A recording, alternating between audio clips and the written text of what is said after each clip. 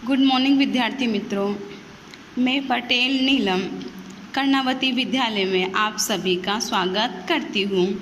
कक्षा 11 विषय स्टैटिक्स, जिसमें चैप्टर 3 केंद्रीय स्थिति के माप, जिसमें आज हम समांतर माध्य की संक्षिप्त विधि के बारे में चर्चा करेंगे।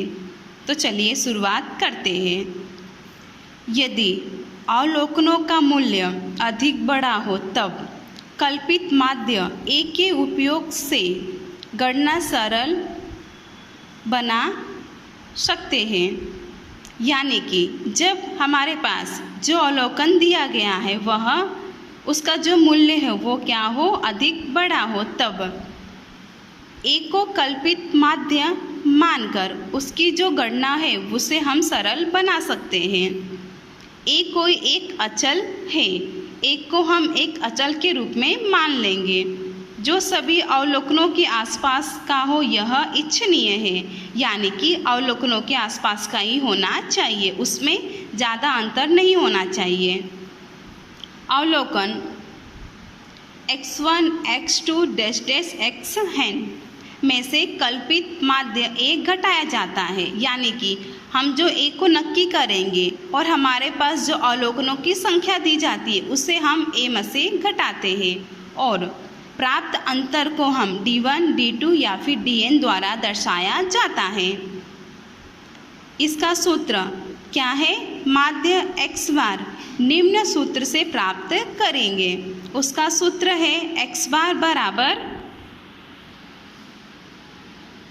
A plus sigma D upon n, जहाँ पर A बराबर क्या हो जाएगा? कल्पित माध्य, और सिग्मा D बराबर D का जोड़, n बराबर क्या हो जाएगा? अवलोकनों की संख्या, हमें कितना अवलोकन दिया गया है।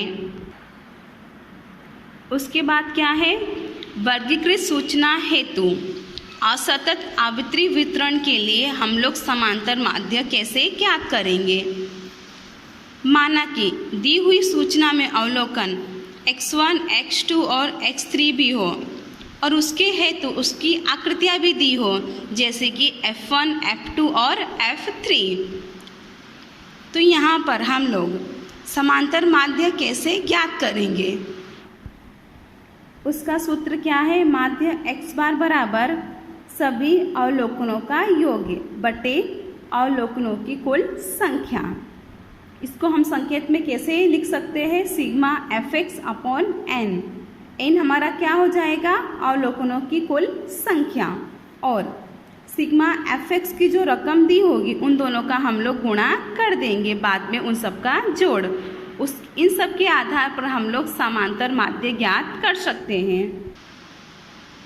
उसके बाद क्या है? अवर्गीकृत माहिती के लिए संक्षिप्त विधि।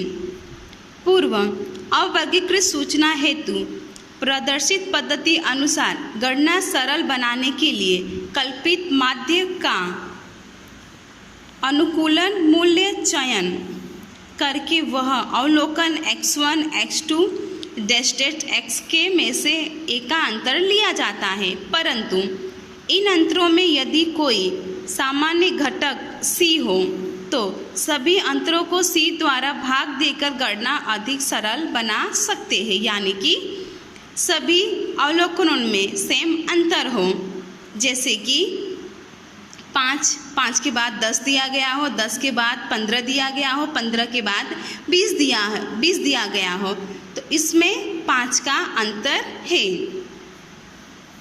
जब इस प्रकार की सूचना दी गई है तब हमें कौन से सूत्र का उपयोग करना है? माध्य x बार बराबर A plus sigma FD upon n गुणे C, जहाँ पर n बराबर क्या हो जाता है? अवलोकनों की कुल संख्या, और C बराबर क्या हो जाएगा? वर्ग लंबाई। A यानी क्या हो जाएगा? हमारा कल्पित माध्य, और सिग्मा FD आपको दिया होगा। उसके बाद क्या है? सतत आवृत्ति वितरण हेतु जब सूचना का रूपांतरण सरल वितरण में हो तब प्रत्येक आवृत्ति उस वर्ग में आने वाले अवलोकनों की संख्या बताता है। परंतु वर्ग में आने वाले अवलोकनों का मूल्य हम नहीं जानते। अतः वर्ग का प्रत्येक मूल्य हेतु प्रतिनिधि के रूप में वर्ग का मध्य मूल्य लेते हैं। यानी अगर हमें दो संख्या दी गई हो, जैसे कि 5 + 5, अब इसका हम लोग अंतर कैसे निकालेंगे? 5 + 5/2, 5 और 5 कितना हो जाएगा? 10। अगर 10 को हम लोग 2 से भाग देंगे तो कितना आ जाएगा? 5। तो ये हमारा वर्ग का मूल्य हो गया। जैसे हमें यहाँ पे एग्जाम्पल दिया है, जैसे कि माना कि अनिवारक वर्ग 0 से 5 की आवृत्ति 2 है, 7 है।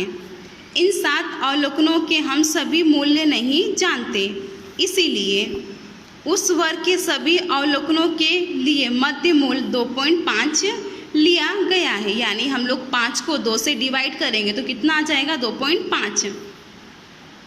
यहाँ उसका सही मूल्य 0 से 5 तक की कोई भी संख्या हो सकती है।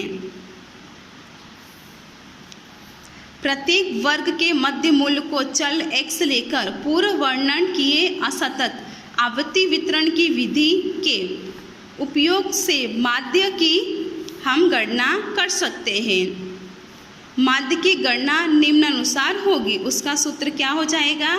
माध्य x बार बराबर a + सिग्मा FD/n गुणे c, जहाँ पर a बराबर क्या है? कल्पित माध्य।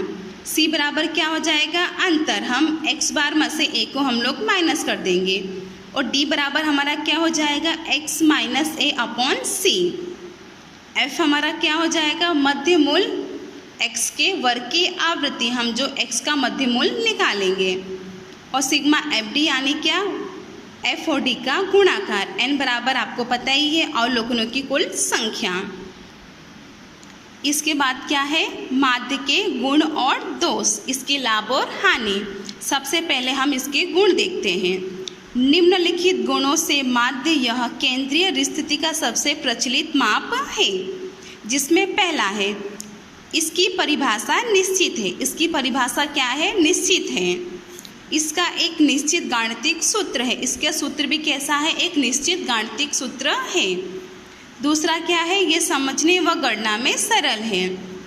माध्य क्या है? समझने में और गणना करने में एकदम सरल है।